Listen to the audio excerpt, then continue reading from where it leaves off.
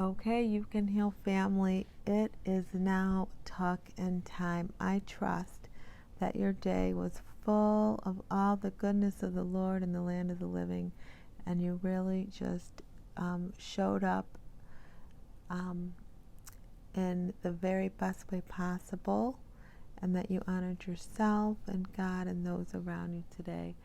So I'm just going to be reading tonight from T.D.Jake's book, Destiny.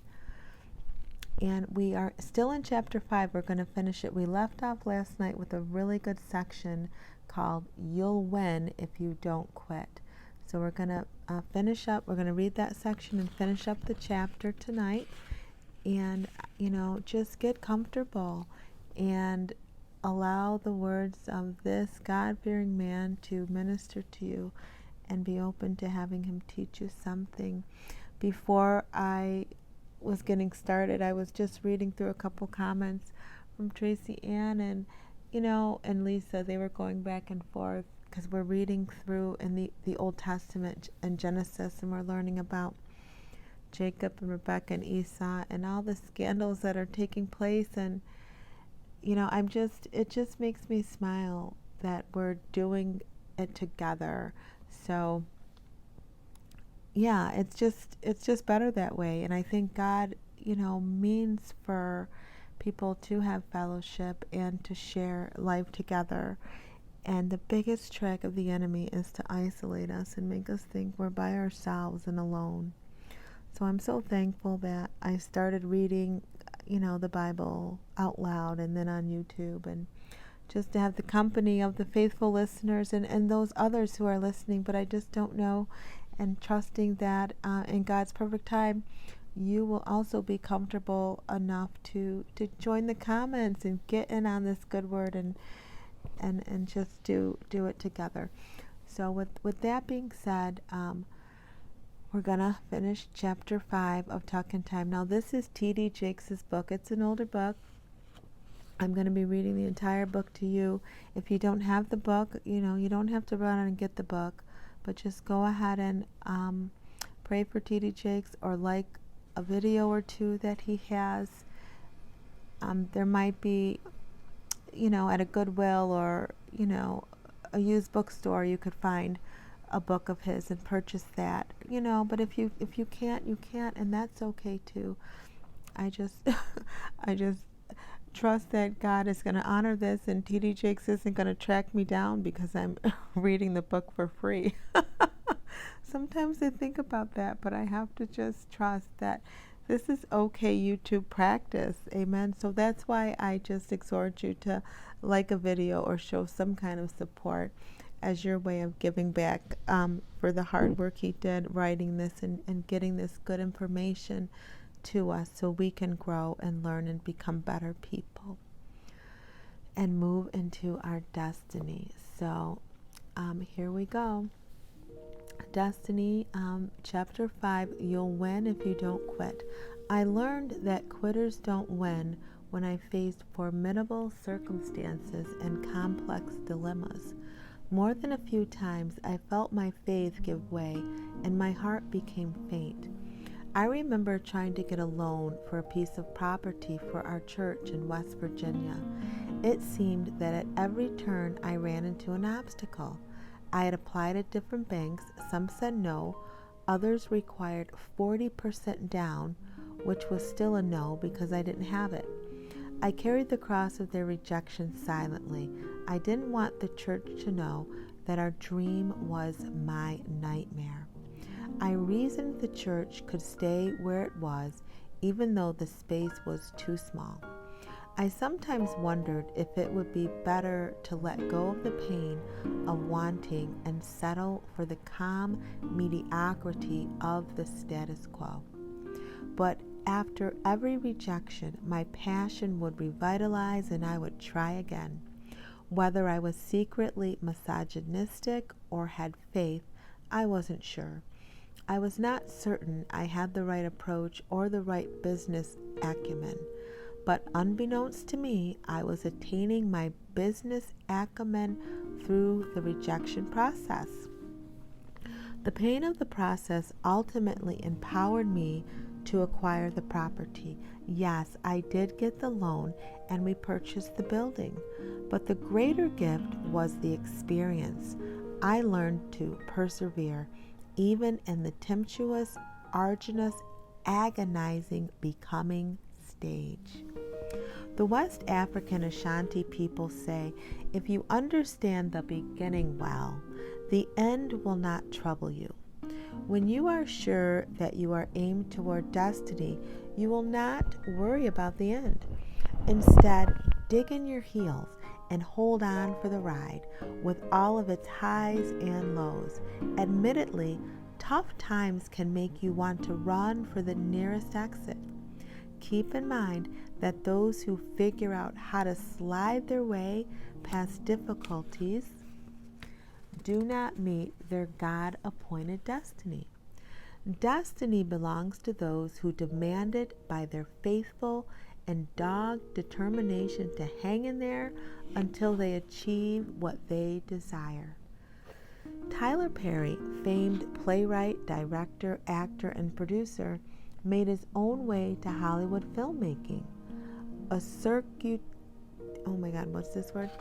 circuitous route that would have caused many to give up. During his early years of positioning himself toward destiny, the road was neither smooth nor accommodating to this young black man from New Orleans' 7th Ward. In the toughest times, Tyler fought the fights that were worth pursuing and let go of the fights that were counterproductive to destiny. Starting at age 22, Tyler wrote, directed, and produced many stage plays that were financed with his personal savings. For more performances than he could count, only a handful of people showed up. This went on for years. He continued to save and invest his own money to produce the plays, but nothing seemed to take off. Even when the cast performed to a nearly empty house, Tyler never let go of his dream. He battled all obstacles to produce another play, even when no one had come to the previous one. Later, after some success with his plays, he stayed in the fight when Hollywood executives told him ridiculously they couldn't make his movie because black people don't go to the movies.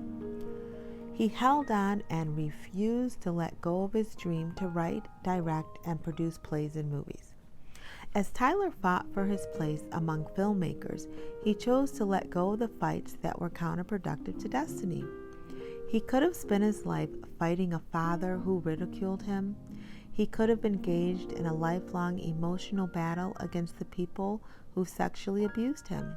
Instead, he invested his warrior spirit in fights that were worth the effort to get his plays and films to audiences.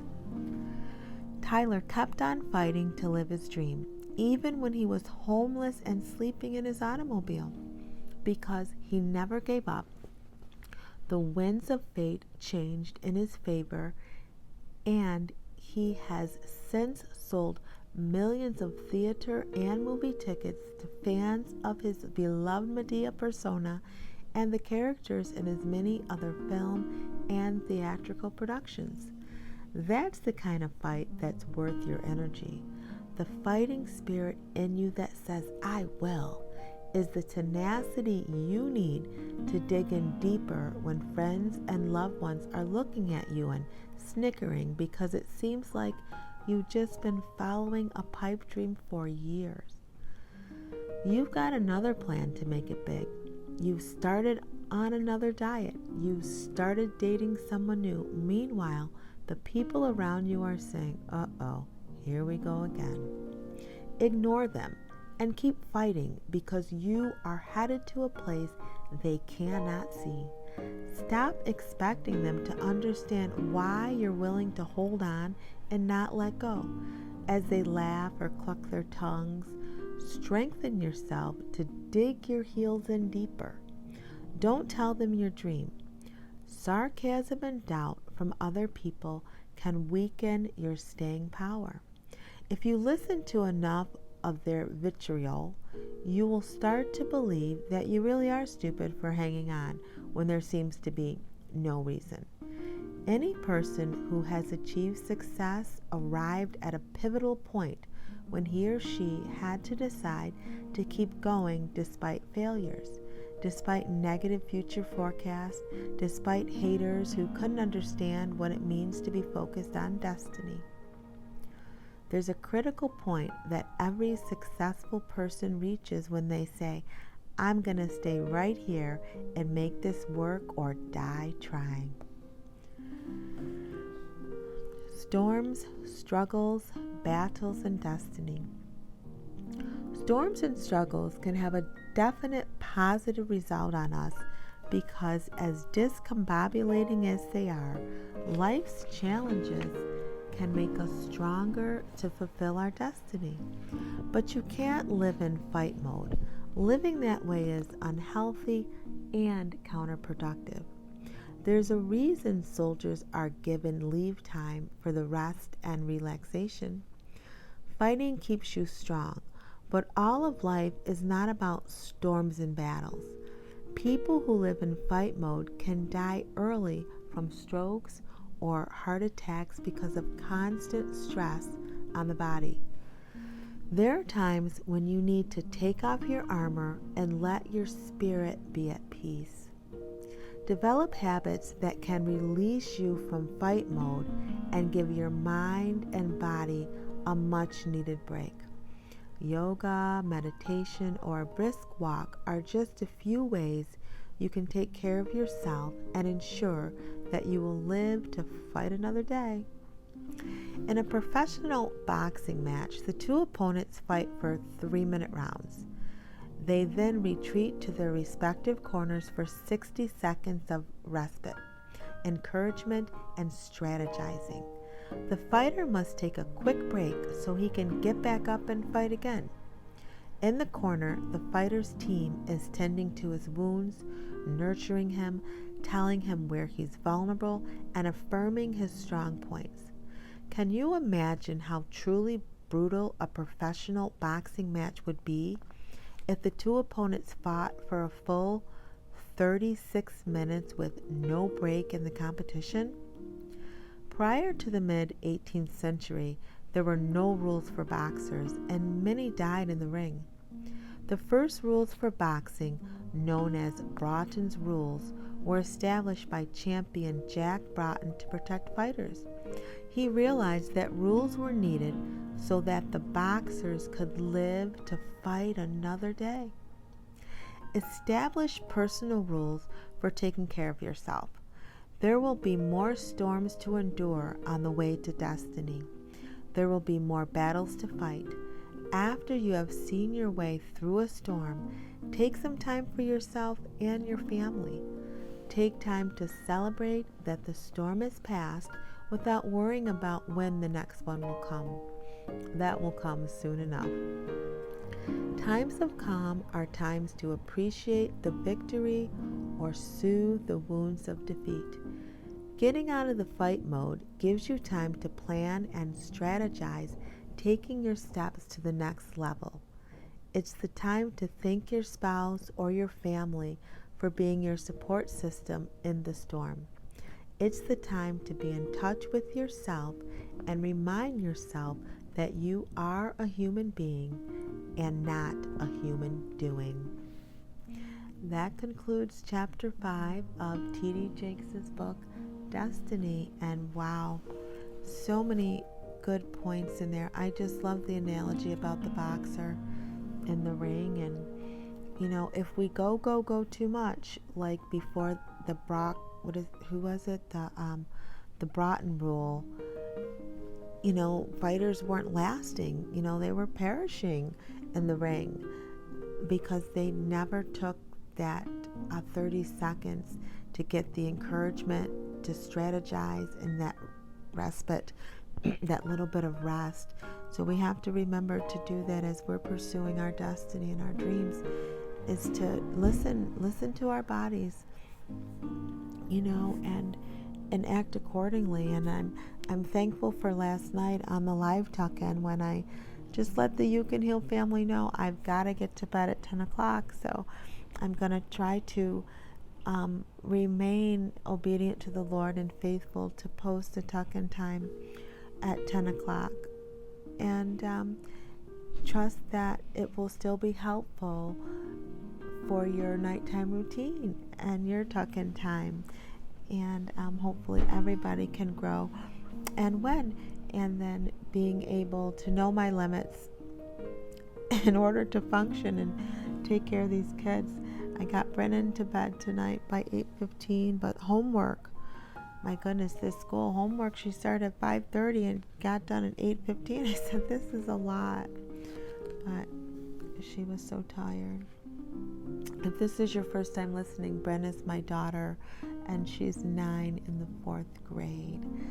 So yeah, that's that. And Blessing tonight had a volleyball clinic to help with the elementary school kids who are in a volleyball program. So yeah, that's that if you wanted to know. So that's the end of chapter 5. Now the next time we have our tuck-in time, we're going to be on chapter 6, and the first section of this chapter says, for destiny's sake, do you take steps toward authentic self-identity.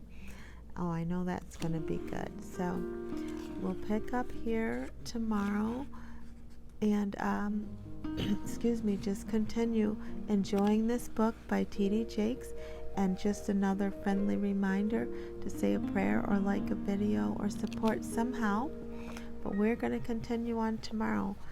So sleep well, and we'll talk tomorrow. Always, always remember that true healing begins with self-love.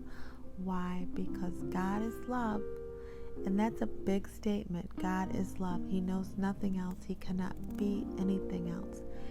And He lives on the inside of you. So love yourself with everything you've got, because God is. And if you struggle with that, on my website I have a self-love workbook that you can download that will help you come back to yourself and begin to see yourself as the amazing person God created. Amen. All right, we will talk tomorrow. Good night, You Can Heal family.